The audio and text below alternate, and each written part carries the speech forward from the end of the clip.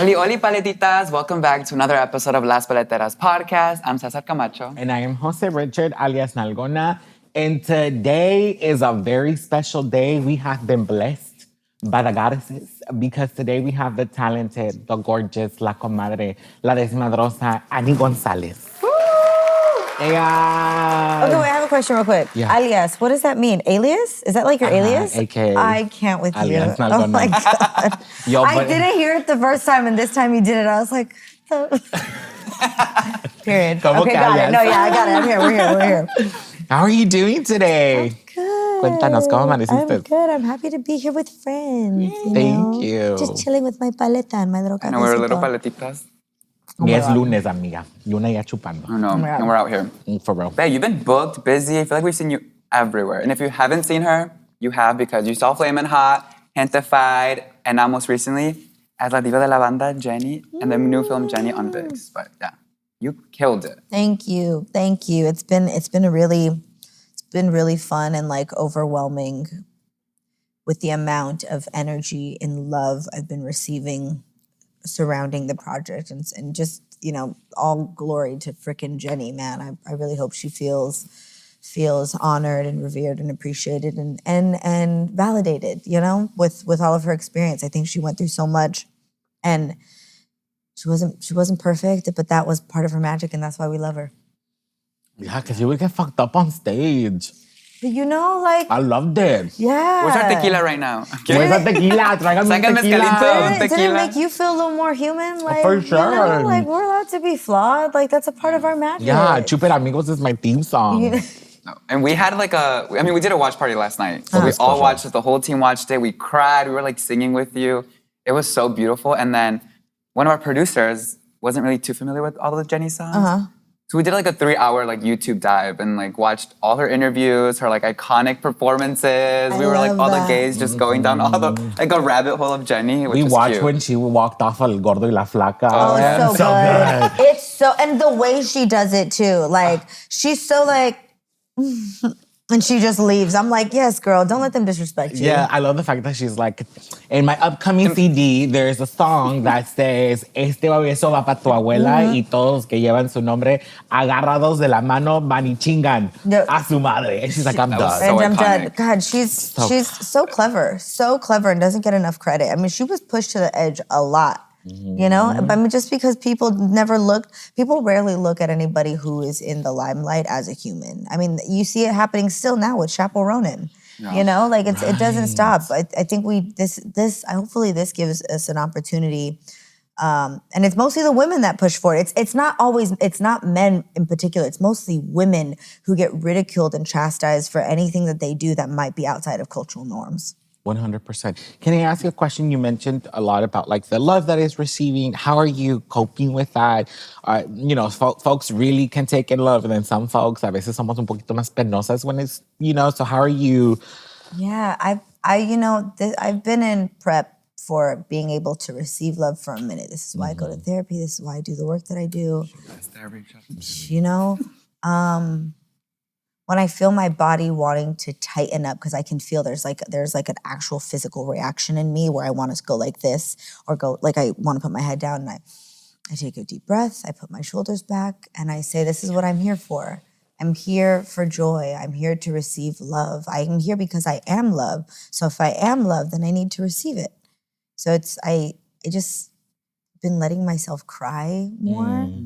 I've been letting myself ask for help when I need it.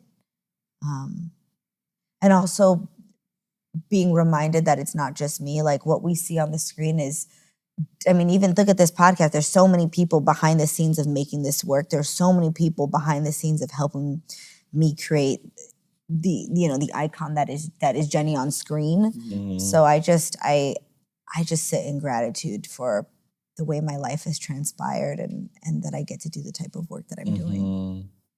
I love that. And it's so beautiful and a little, I guess it's a little personal in the sense of like, I love to be a witness to your journey. Because a lot of folks though, we were like little pandemic comadres. Yeah. You remember? For We were like real. little hello phone calls. And just send little messages. And that was messages. always just like nice because I remember when I met you, that's, you know, I'm such a heart-centered person and so sensitive, and I recluse a lot of the time.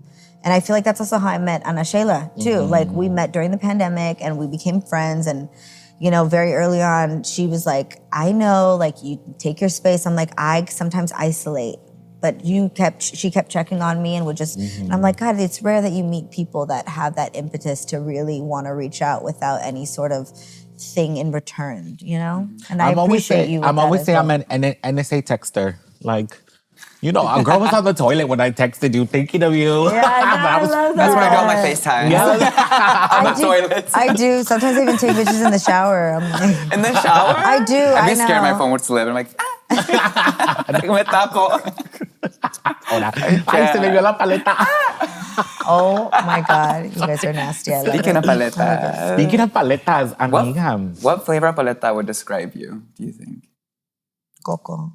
Wow. I like it. There's a little texture in there that you don't really want, but you kind of like it as you're chewing on it. You know what I mean? It's creamy. It's refreshing. It's not too sweet. It's the right amount of sweet that you want. You know what I mean? Yeah. I forgot about the texture. That's so true. Yeah. And ¿Y cómo te gusta comerte la paleta? ¿La muerdes? ¿La chupas? It depends on my mood. Sometimes I just do full force the whole thing at the time. I know. La agarra fuerte. Right. Agárrate. I'm discovering my full pansexuality on this podcast. I'm like, oh my God. But like, tell us more. I'm like, leave it to a Scorpio to make a fucking Capricorn shiver.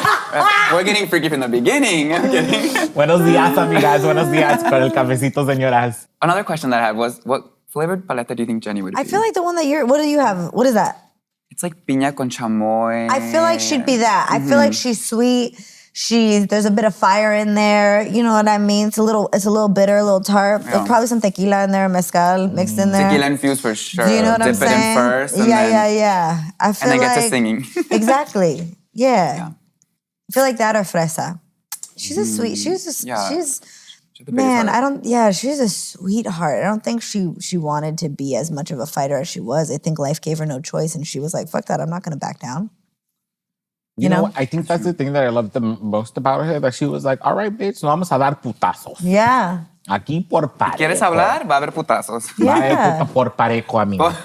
And I think that's something that a lot of time women and femme aren't given or invited to be. You know what I mean? You're either the recipient of trauma, and we don't need to talk about the politics of like whether it's a right or wrong response, but the fact that she was like, por parejo, amiga, vámonos. Yeah. Aquí como se viene. Yeah. I love that. So like Hava. I mean, she was so ahead of her time too. Like 100%. She called out everyone. She gave so much love. She talked about so many like important topics that are still kind of taboo in a way, but she was on there. She was really authentic and genuine, for better or for worse, for the media, right? I mean, I don't think she knew how to hide pieces of herself, because either way, she was damned if she did and damned if she didn't. So I feel like that gave her superpower, and as to why she was so ahead of her time, she just did what she knew was right. Did what a lot of us know is right or wrong. Like when it's like, wait, that just is wrong. Why would you? But because of politics, right? Gender politics, For sure. Societal politics, cultural politics. Sometimes people don't make the step in a direction towards progress. Instead, we stay still because we're afraid we might not get the job or someone will say no to us. Instead, she was like, fuck it. Whoever's for me will be for me. I think like we could all learn something from that. Like, it's like, this idea that, you could offend someone. I'm not offending you. You're offended by way of just me existing, because that's what lives in you. Even myself, I check in, you know what I mean? A lot of us all the time, especially with cancel culture, someone says something incorrectly. That's just their lived experience. Can we have enough grace as a society to hold space and maybe share some information? 100%. I mean, I truly do believe, without getting too much into the politics of it all, but I think the fact that we have weaponized identity politics is what got us to this upcoming administration. Yeah. And it's like, we need to really reassess the cancel culture and the identity politics of it all. So I totally hear that. There's a little funny story. Every time Jenni would shout out Playa Larga, I was young and I tell my mom and be like, yo, ¿dónde queda eso en México? No, you didn't. And she looked at me and she was like, estás bien pendeja, Playa Larga is Long Beach, que no hablas inglés. And I was like, oh my hilarious. God. Low-key, I thinking I was like, it was out here in Mexico somewhere, like, damn, shout We out. need to go find it. And she was like, it's Long Beach, bitch. I was like, oh my God. That is hilarious. Amiguitas, miren, si en un momento escuchan un sonidito que parece ya que como que está poniendo cola la marrana, disculpen, amiga. Turbulence. Se me olvidó pagar el aparato que te dijera yo, amiga. But I want to bring it back and ask the question. I'm curious to know.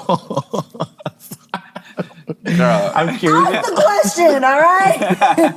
What's the question? I'm curious to know, what was prep like for this role? Oh my gosh, prep was a lot.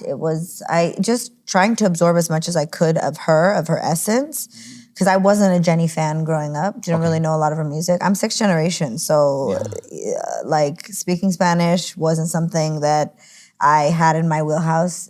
Even though I grew up in East LA, so music regional was not something that I grew up listening to. But I honestly think it gave me it gave me room to explore with grace and not come in with an unconscious bias or somewhat of a revering energy for her, because I think that would do a disservice to being able to really sink my nervous system into the experience that she had. Because a lot of this film is, as you guys saw, it was like mostly everything in between when the mic was put down. Like all of what the psychosis she was going through during those spaces. And in what I do as a storyteller and as an artist is anything human is not foreign to us. So I sat and I'm like, if I would have experienced the life that she did, I might have made the exact same choices. Yeah. I can see that. Like it just makes sense. You think like, even recently, like certain friends that I have been learning to get more in touch with myself and things that I do, the pendejadas that I do sometimes without even meaning to. Mm-hmm. And I have people that'll come to me and be like, how did you not know? And I'm like, ooh, I hear you because I get it, but we have two completely different lived experiences. Mm. So the way I might react or respond to a situation is not the way you would. It doesn't make it wrong. It only is wrong if it's affecting you. Now let's move through it differently. But if you're vilifying me and it being a character trait that's completely fucked up, you're not leaving any room for curiosity to actually learn who I am. And I think that's what I was able to do with Jenni, and I hopefully was conveyed to her audience or to people that maybe did not know her and would look at someone like this and be like, oh my God, why would she do this? Why would she went from this to this and this to this. And you look and you're like, 15, getting kicked out, no real understanding of love. She lives in a machista household. So she goes with this guy and he's hitting her, but she's hitting back. And now, in your neuro system of love, it is abuse, it is pain. Sometimes when it's calm, you're like, I'm bored. So it starts to make sense. We kind of create our own world of chaos thereafter if it's not being created for us. The human psyche is, we are always looking for a problem. We're looking to solve a problem. If there isn't one to solve, what do? We create one so then we can solve it. 100%. You know what I'm hearing you say, I think it's beautiful in the sense of like what you're describing is how do I begin to empathize with the narrative, the motivations, the aspirations, to then better understand, right, the decision-making process. Yeah. And I think you did that wonderfully in your performance. Thank you. I was like, we were all crying. No, we were all like crying. Silent. Yeah. Because they're like heavy scenes, like having to get into that mindset and then into that pain. And you killed all those performances. We were kind of like speechless, like con la lágrima, like yeah. It was really and of course that there's like a narrative component that feeds to that. But when you're able to have such a visceral reaction, I always say that's the performance. Oh, That's the magic. And so it was it was very cool. I low-key texted a bunch of my friends in Mexico because we all like that's big sis what we what we do. And I was like, amiga, vayan a ver la Jenni. Está buena. Está buenísima. Otro watch party allá en Mexico. You need to do another one. No, that would be, we're number one on the platform. We made it up to number one on the platform. You're number one on the platform. So Congratulations. I saw that. We saw that yesterday. To the whole team. Oh my God. And because of you guys. So thank you. That's exciting. We'll watch it another 10 times before. So it stays on the top one. It's going to stay at the top. Right? I'm curious. You talked a little bit about the prep work. What is the aftercare? You're still in that, and how does that look like? Yeah, immediately after shooting, I started doing press for Flamin Hot. So there wasn't really too much of like a break in between. Okay. But after all of the press of Flaming Hot, I went on vacation. I went on vacation for like 3 months during the summer, and I was just out, and it was nice. I was really depressed after shooting and after all of the influx of the energy of everything. Because, there was, Annie personally, like, there's so much of Jenni that I identify with, that I've experienced in my own personal life. And I knew when taking on this project, I would need to address it. And there were parts of my life that I just didn't want to, But it was a big cathartic experience. So, after you have like this thing, you finally address the thing. It's like your body goes through like, I'm tired. I just was so tired. And I couldn't figure out what it was or what I was feeling. And so I just let myself feel through the shit. I was depressed as hell. I was with my homegirl, Linda, and my other homegirl, Debbie. We were in Italy, and we were depressed. It's hilarious. That's the best place to be depressed. Listen, and it was funny because I was talking to my therapist while I'm out there. I'm like, I'm so depressed. I'm on a gondola in fucking Venice, and I'm really sad. And she goes, but at least you get to be sad on a gondola in Venice. And I was like, perspective. I like that. But stuff like that, I would have never been able to. That was so far out of that was the first time I've traveled in my early 30s. Like that wasn't a thing that was available for me. Yeah. And even not even just fiscally, just even emotionally. 100%. But now I'm really grateful. And I'm grateful for all of the catharsis that has come up. And now I'm not afraid to feel the things that I've been afraid to feel, because it's like I survived it. I survived it when it happened, and I survived it when I needed to reprocess.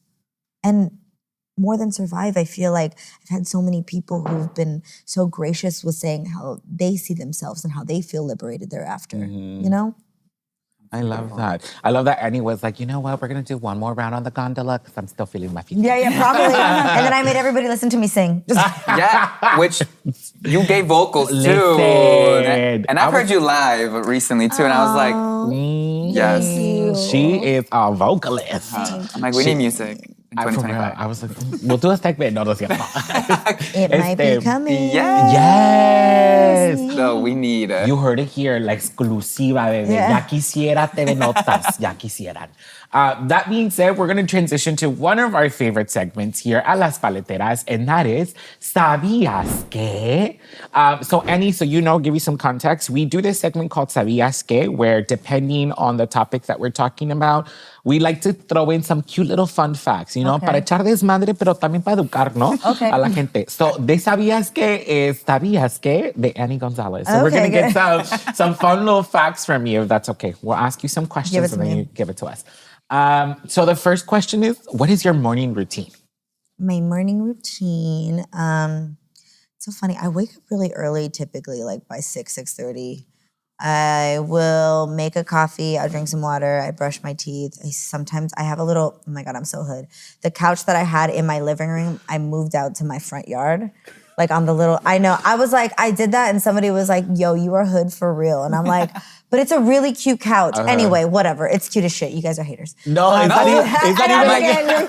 We're going to drive by at 6 a.m. to see you on the couch. And I just sit there sometimes with my coffee. I'll journal a little. I'll dance. But usually I'm up and I'm ready to go to the gym.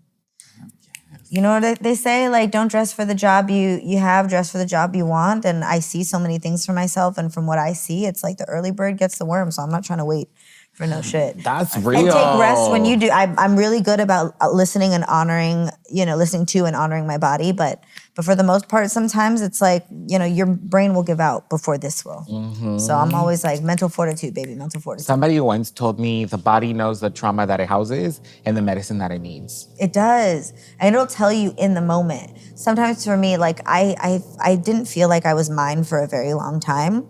And up until recently have I been able to really honor where I'm at and then articulate that. I've actually gotten a lot of compliments about that recently. Like, I really love how you're able to articulate what you need and what you don't need, and you really honor that, even if it's in discourse with someone across from you.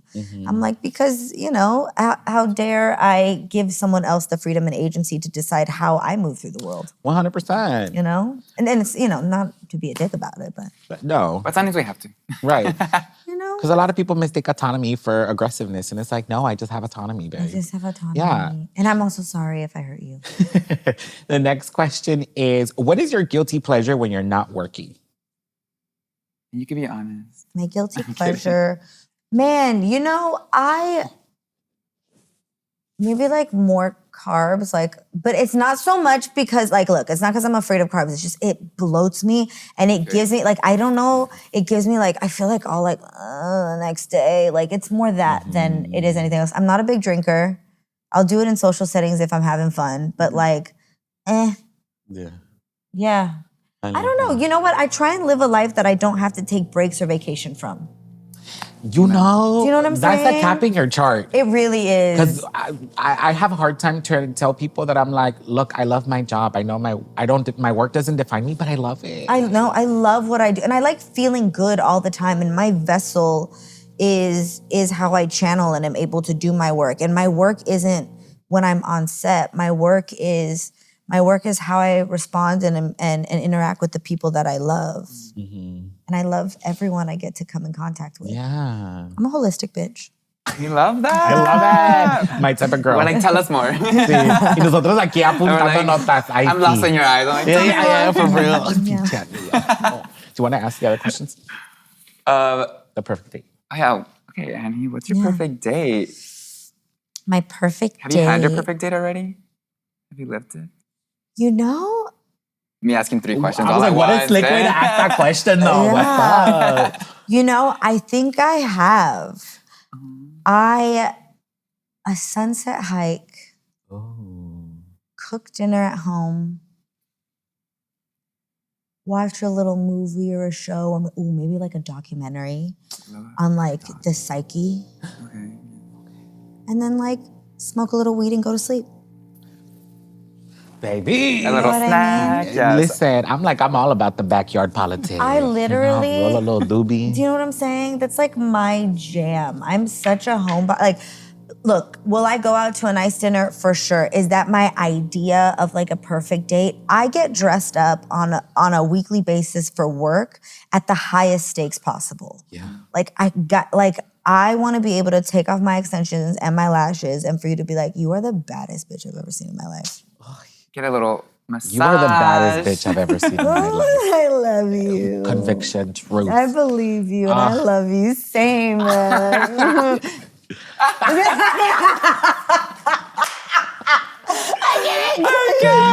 that was time though. What? I know the perfect date. That was great. What y'all know is that my perfect date just happened right now. This was your perfect date? I mean, hello. You kind of alluded to this, but I wonder if you can tell us a little bit more. But what is that place of peace for you? I think you sprinkled some things here and there, but That front porch. Place of peace is in the embrace of any love of my life. And that doesn't just mean romantic partnership. My mom is one of the loves of my lives, my little brothers, my sister, my whole, everybody in my family. I think really learning to soften into love in the last 2 years and trust that I don't have to do all the work myself and to offload some of that responsibility to my community and really letting them take it in the way that they can and teach them the way that I need to is my place of peace. But first and foremost, I do know that it starts with me. I think the result of everything happening the way it has been, the influx of praise and adoration and love and the mirroring effect that I feel is going on as to why so many people are see themselves in me from what they say. I think it's because they see themselves. Mm-hmm. And I feel for me, finally, the place of peace has been seeing myself, being convicted by it, and then knowing how to take accountability for it, for better or for worse. Like that is peaceful to know, even in scripture, right? Which church often gets it misconstrued, but like no weapon formed against me shall prosper. It literally just means that like God knows my heart. And you're not gonna vilify something that I've done so that other people don't like me. You're not gonna start to create a petition. You know, like I know who I am. God knows who I am. Source energy, universe, consciousness, goddess, whatever you want to call it, the rock, you know, that knows who I am. And anything that knows who I am would not make me a villain. You know, I'm human. Yeah. So that's my love piece. that. She speaks with so much conviction. I love it. Oh, it's because incompetence is like, oh, I don't like it. And you, baby. Two more questions, Yes. and then we're finished with this segment. But what is your dream role? Then you can take the last one. What is my dream role? I don't know if I have a singular dream role. I think I see a vision of a trajectory of where what I want to do and how things are going to unfold, and then I just let myself go where the feeling takes me. Like if you would have told me like you're gonna play, you know, La Gran Señora, like one of the biggest icons in like Mexican American culture and like in music regional, I'd have been like, that is not my dream role. Like that was not my dream role. Yeah. You know what I mean? Like that was like, oh my gosh, sometimes you have a dream and then the thing that God has for you is way bigger than anything I could have ever dreamed of. So I think that's it. I think I'm just trusting the way of the universe, not the way of the world, but the way of the universe. And what is for me is always for me. I want to do a period piece. I've done it. I feel like I've done it with Flamin Hot and with Jenni. We went through decades, but I would love to do something like 1920s, 1920s through the 40s. Do you know what I mean? Yeah. I want to be what Sandra Bullock was to the 90s for us today. Like I want to do rom-com. I want to see someone like me fall in love on screen. You know, I feel like we don't really see that too often. Not people that look like us, you know? That would be so good. And with the hood politic, you know, Do you know like what I'm us hood saying? bitches, we deserve love. Like we deserve love. Like I just want an educated thug. And conscious, yeah, do you know what I'm saying? Gotta love a bad boy with a heart of gold. Baby, like you know all about their hood, but still got some emotional intelligence. Do you know what I'm saying? I'm a little naughty like that. I want someone that was like, I used to fight when I was younger, but I read Shakespeare now. And I'll write you a poem. Like, here's a sonnet. You know what I mean? I want a hood dude that apologizes to me after I yelled at him. You know what I'm saying?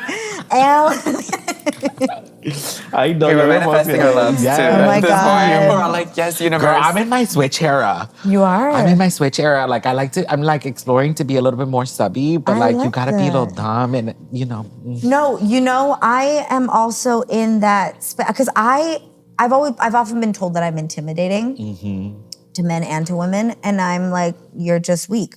No, I'm kidding. No, but probably, probably. You can't handle Annie. You know what I mean? And I'm finding now, like, I like to be submissive. Like, yeah, daddy, choke me, spank me, pull my hair in there. But then also, like, take the lead. Like, plan the thing, you know? And I've been told recently, like, you kind of take the lead so much, you don't leave room. And I'm like, dang. So I'm having to learn how to temper that. Like I said, letting people take care of me in that space, you know? But it's fun. It's fun being like, you're right.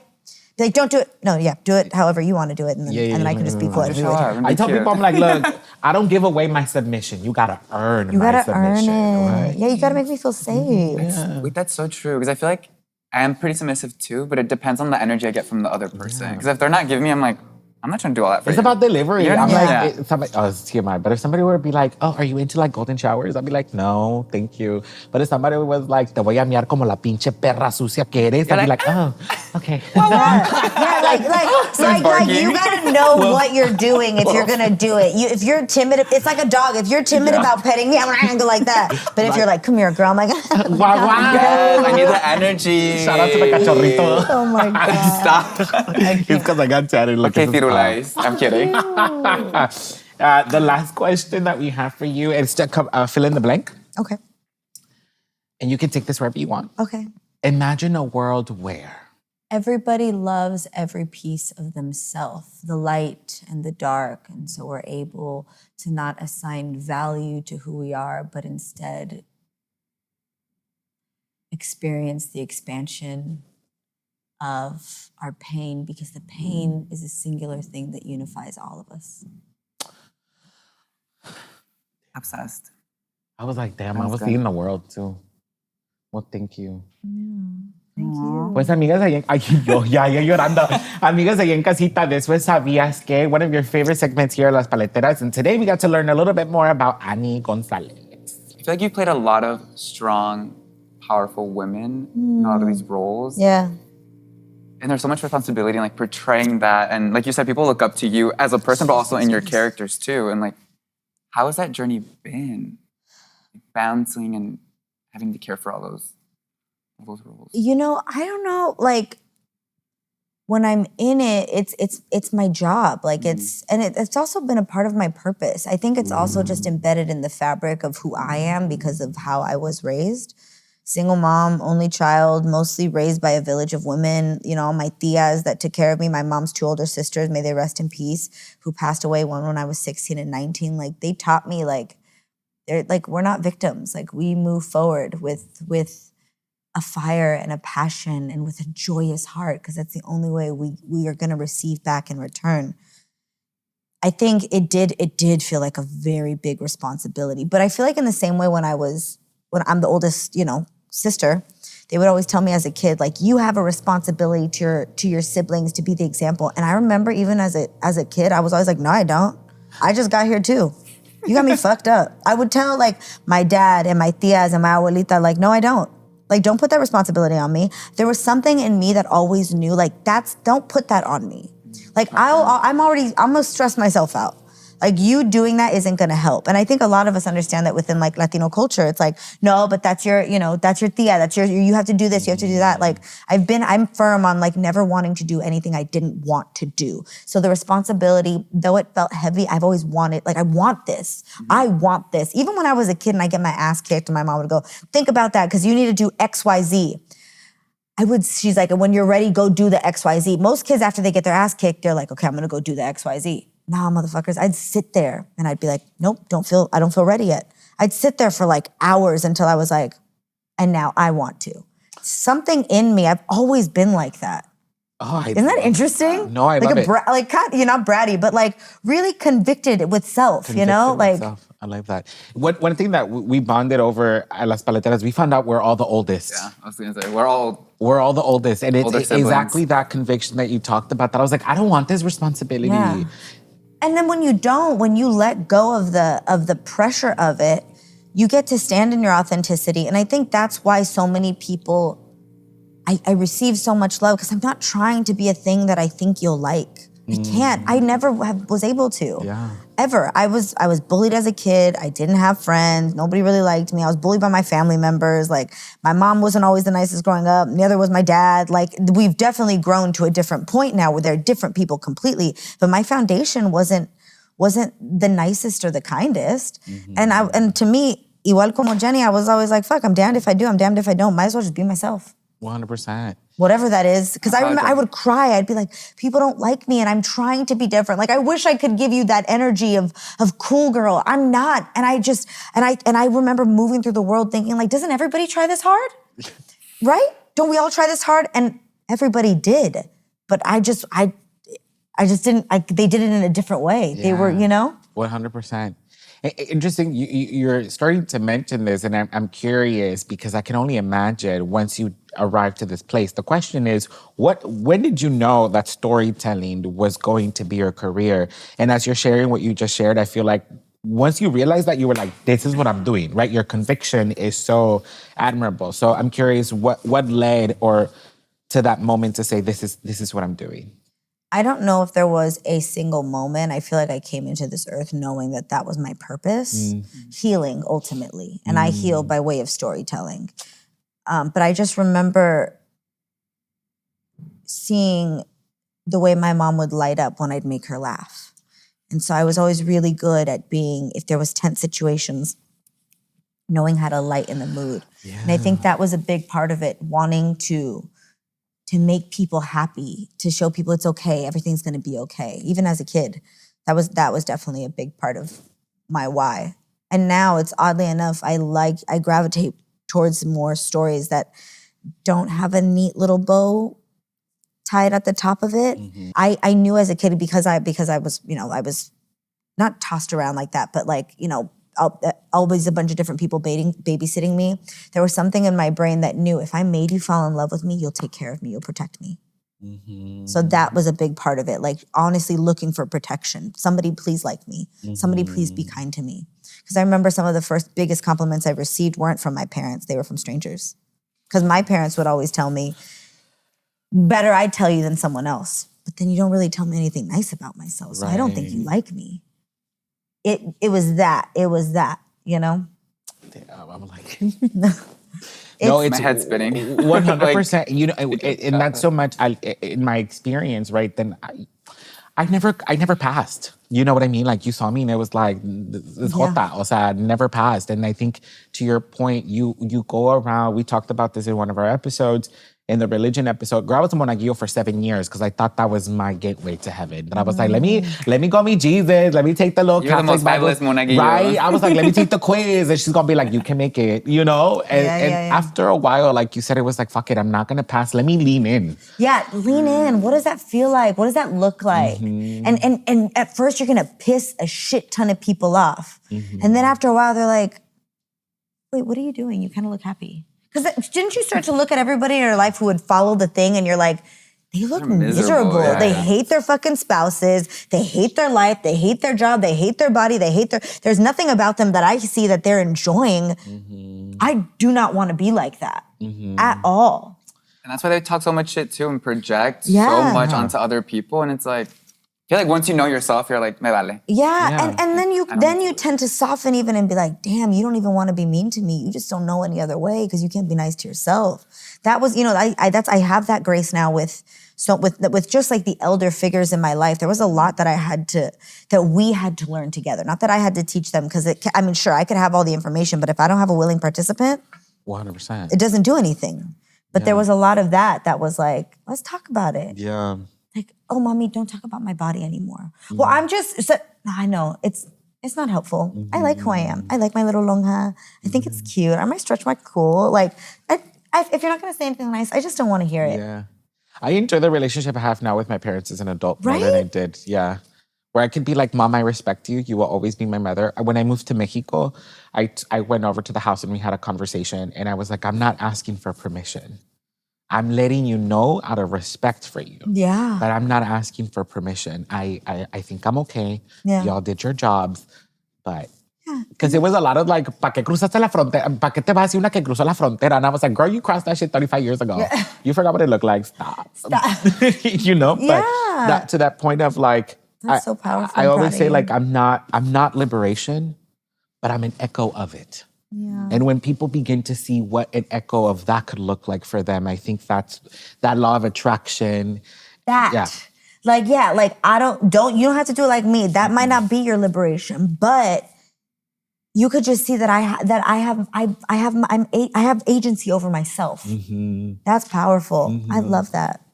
Beautiful. I have another question, but I'm curious to think about, and I love how storytelling, as you're sharing it, not only was it healing for you, and once in that healing for you, then it became this sort of like ripple effect of healing for others. And I think that's why we are such big fans of you, because we can see beyond the performance, but also, you know, that feedback loop that's healing you and then healing us. And it's beautiful.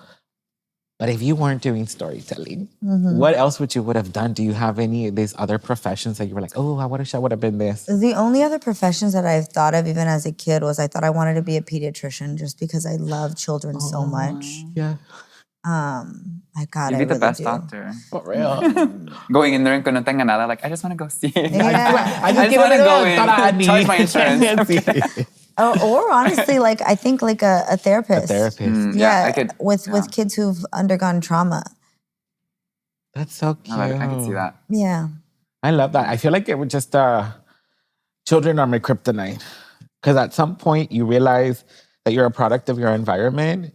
And this is why I probably don't practice anymore. Like, folks know I'm a social worker, but I don't practice. Because I'm like, when the kids are so small and you realize you're a product of their environment, you just want to fight the parent. Yeah. Because you're like, bitch, it's all you. Like it's not, if they didn't do anything. They didn't, it's not their fault. They're learning what you're teaching them.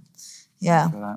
And then I mean, we wanted to ask you, before we started the episode, Go for it. What? but how's your dating life? ¿Cómo What's está el that looking corazoncito? like? Chismosa. We love the chisme here.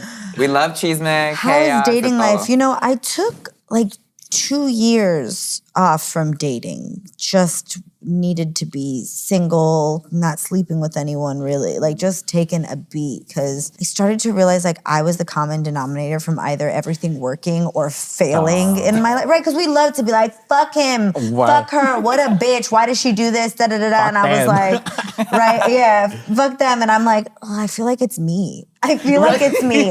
And then you have to reconcile with that. No, you know what I mean? Like I am great, but I think in every relationship I was in, I kind of never thought love was real. Mm-hmm. I love love, and I'm a Scorpio, so I'm like, I love being in love, but I love being in the idea of what I thought love was, not actually what love is. That love is conflict. And because I grew up in such a tumultuous household that when one person was in chingue, like there was no space for me. If someone was in fight mode, I had to concede in order to bring the person down. Like there was no responsibility taken. So I didn't know that discourse was a part of love. But now I do, and I am excited, and I am dating. Emphasis on the Jared in dating. Okay, so it's a process. It's continuous, it is a process. ongoing. Even if I am in a committed partnership, we're still dating, baby. Hell yes. Okay, the second that we stop, that this might stop. Like, you better keep like, you know what I like on your toes. This idea that like we get someone and then we stop doing the things. Like, I love you, so I get to stop being the thing, the light that brought you to me. Like, no, I want all of you, but also like effort. Right. We have to have effort. Right. A body in motion stays in motion. A body at rest, you stop doing the shit, you're gonna think like that's no. Like there's no room for complacency, bitch. No, honey. Like, hello. Stay consistent. Right. This is love. That's right. We're slowly getting. We both do. We both have to keep learning. 100%. That's 100%. Listen. We're slowly getting to the end of the episode, and so we have one more preguntita, and then we kind of wanted to wrap up with some of like our little, because the holidays are coming up, and so we want to do a little holiday moment. I love it. But our last question for this segment is, what advice would you give to like other folks who are trying to enter the industry? Yo, Jody. Para mí. Study. Decide what you want to do in the industry. If you're just going in blind, you're going to get a lot of things coming your way that might not be right for you. Sit with source and get specific on what you want. See the vision and do the work. Do the work. Be undeniable. Don't make excuses. There's going to be every which way that you can be like, well, they don't want me because of this and they don't want me because of that. I've been doing this shit since I was 9 years old. Like, and I'm not stopping. It's a marathon. It is not a race. And a lot of the people that make it aren't the people that are the most talented. It's just the people that didn't stop. I don't even mean that in a bad way. No. I agree. It's just you just can't stop. And you gotta, and it's not about meeting everybody in the room, but it's about meeting the right people in the room and the right people for you. 100%. When someone else gets a job that you wanted, learn to have gratitude for them. Learn to have gratitude for that experience. Be grateful. Learn from everything. If you start to get salty and bitter, guess what? The universe is only going to give you shit to make you more salty and more bitter. Right. We don't get what we hope for. We don't get what we believe. We get what we expect. So a lot of times we go into something and we're like, nah, they're not going to want me anyway because they want to insert whatever insecurity you have. Guess what, baby? That's what's going to happen. Yeah. I did that for a long time. I complained that I couldn't get a thing because they took it from me and that happened and this happened or so-and-so didn't love me and da-da-da-da. And it's like, but now I'm a grown adult. Now I'm the only one perpetuating this narrative. Yeah. You tell someone that you're the baddest bitch in the room, guess what? They'll believe it. Oh, yeah. You tell someone you're the smartest, they'll believe it. You tell someone you're the most talented, they'll believe it. Yep. 100%. Oh, what a word. The universe on our side. Okay, listen. Always. I'm talented. I'm smart. Book me. I would do that. I would do that. I would look in the mirror. Even sometimes in the morning, I wake up and I get nervous. I still think of this little girl that's insecure, and I go, no. You're beautiful. You're a star. You're beautiful, and you're a star. Or when I start to get too involved with someone that I love and forget pieces of myself, I go, no, it's about you. The best way to love someone else is to love yourself. The best way to honor someone else is to honor yourself, because then I'm only seeing in them what I see in me. And if I'm starting to see this or XYZ, whatever superlative that I have put on them, oh shit, I'm projecting. That's a projection. Get it together. It's real. Thank you. That was a word. Thank you. And also, like, what a way to start the week at least for us. I know, I need to get it together this new year. We've healed the inner child a lot throughout the season of this podcast. I mean, I've even started therapy after episode 2. I was like, you know what? I've been putting it off for a little bit. I'm so proud of you. Yeah, it's been a good journey. You know, I was joking with them, like, you see the difference? Ya llevo 2 semanas. Like, we were like, you need 4 more. You're like, you need another 3 months. No, but yeah, it's been a beautiful journey. And I feel like I've learned a lot from everyone on the podcast too, and like how to express myself and how to take time to reflect on like the journey. Yeah. But is there anything you would say to little Annie if she was in front of you right now? I'm so proud of you. And she knew before everyone did. She really did. I remember I'd go into my room at 9 years old and I'd look at myself in the mirror after someone said horrific things to me. And I'd go, no, you're not. You're smart. You're beautiful. You're kind. You're a star. They just don't see it yet. It's okay, mama. Like, I think she always knew. I think it was every other voice in my head that was trying to knock me down, but she always knew. And I would just tell her to keep going. You got it. You're on the right track. I love that. She always knew. I think that's a beautiful quote. Yeah. Something she always knew. Sorry, I'm like. As we think about also just little Annie moments, the holiday season is upon us, and that can come with so many different things. Reflecting back, and even now, were you like a gift giver or a gift receiver or? No, gifts have never been my thing. And let me tell you why. Okay, I'm gonna tell you why. Okay, my mom wasn't very affectionate or verbally affirming, and so she would give gifts. But she wasn't always growing up. Now she's been in therapy. God, I am so proud of that woman. So because it felt like gifts was a way to buy me, and then it was a way to tell me well, I got you this. I would be like, I don't fucking want this then. So gifts have never been my thing. It's always been, I love letters and I love flowers. And oddly enough, love letters and flowers, that's my love language. If it's a gift, it doesn't need to, I'm more of a gesture person. I'm really simple when you get to know me. It's not big things. It's sometimes it'll be like, I know you love crystals. I got you this little crystal. I'm like, I love you. Like shit like that. My mom recently, she came to my house for my birthday and all of my friends had brought me flowers. She's like, oh my God, everybody brought you flowers. And one of my homegirls just walked by casually and is like, oh my God, yeah, these are Annie's favorite. My mom, I'm 32. She walks by, she's like, I didn't know you liked flowers.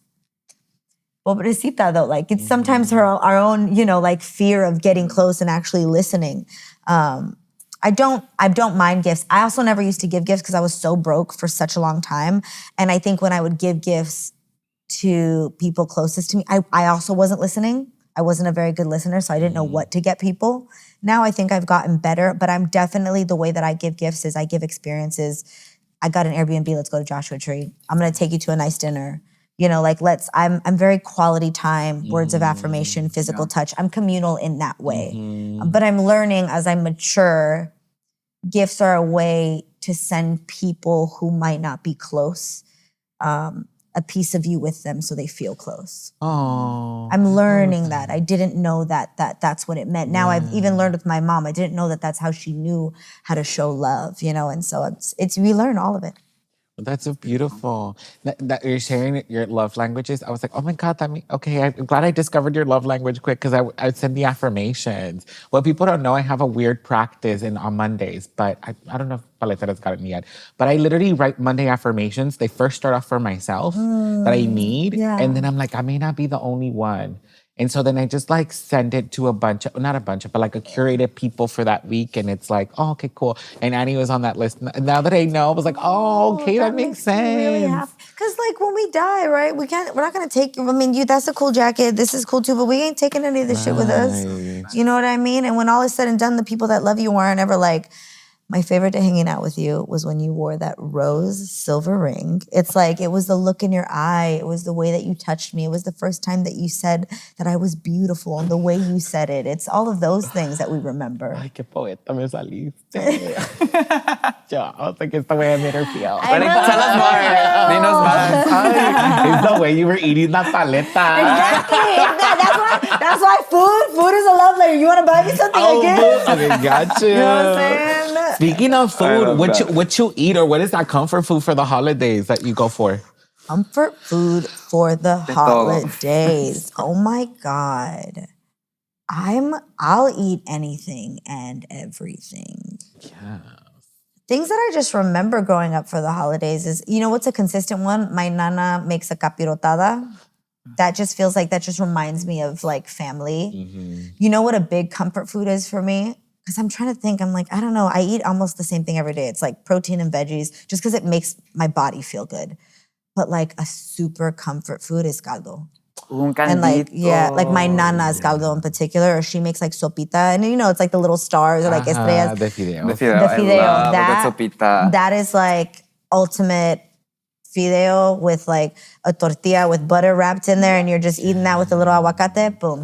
That's Nunca le pusieron Can we get that right now? Right. Nunca le pusieron salchichitas, like, you know, those, like little wieners and stuff, la sopita. Oh, like you know what I mean? Like just like simple. Arroz con leche. My mom makes a really good like calabacita with like corn, tomato, and like cheese in there. Like I love like guisado. I'm such a like frijolera too. Like just honestly, anything that just feels like home that you could have made in your, you know, on a Tuesday afternoon that's quick. Qué rico. Se me antojó. Sí, Some queso on the frijoles, Right? la tortilla recién hecha. That's it. That's all you need. So good. That's all I need. And then the thing is, like, you can have it for breakfast. Then the solpita de los frijoles. That's lunch. For lunch, Right. for dinner. Then you take the beans and put them in the licuadora, and that's your refried beans for you dinner. know what I'm saying? Like, You're hello. just, that's it. And frijoladas. For real, some frijoladas. We love frijoles. We really do. Listen. Really do. Well, with that being said, hemos llegado ya al final del episodio. This is a very special and beautiful episode to have our friend and the talented Annie Gonzalez here with us. Annie, any upcoming projects you want to tell us about? Any last words también para la audiencia, para las paletitas? Oh my gosh, okay. I have a lot of upcoming projects that I just can't talk about yet. I know. We're like, No, but I love that though. I love that, y'all. Stay tuned. You guys can follow me on Instagram, Annie G. Gonzalez. That's me. I post all the things on there. And you know, just a closing. I know I've talked a lot about my mom as though like there's been a lot of pain that she's caused me. And it's not necessarily her. I just think it's a generational thing. But I'm so proud of where we have come to on the other side because of her healing herself, I feel like I'm having so much healing through that too. So our parents are people. Our parents were kids that also got their hearts broken. And yes, it wasn't your fault or your responsibility to bear. But if you can see the light, maybe you can share some of that with them too. And it only just reverberates and comes back to you. I'm so proud of you guys and really happy that I get to be here and share space with you both. And because I know y'all are fans of La Jenni, so the fact that you're giving me so much love for it, it's just, I'm really grateful to be in such beautiful community. Oh, thank you. And thank you for creating and fostering community as well with us. And then also with the world that you're touching. And now it's beautiful to see that that world and community you're touching is growing and growing and growing. I mean, there's a reason why we connected on that set. And so now everybody gets to witness that sparkle and light. So what y'all don't know is when Annie walked in, I like bowed, but like, listen, a queen doesn't bow just to anybody. So I was like, mi respetos. And I bow again to you, seriously. Thank you. Bueno, paletitas, ya llegamos al final. No nos queremos ir, but it's time. So make sure you subscribe anywhere you listen to your favorite podcast, and make sure to watch Jenni on VIX. I mean, it's amazing. We're probably going to watch it 10 more times. Yeah. Yay! Y recuerda, paletitas, la vida es más sabrosa con nosotras porque somos Las Paleteras. Las Paleteras. Hi, Paletitas. This podcast is produced by Joel and Elpidio Perez, along with your hosts. Las Paleteras is edited by Augusto Martinez, with music by Cintia Morado and Ingrid Guijarro. Special thanks to our friends at Mitu and Sonoro for production support.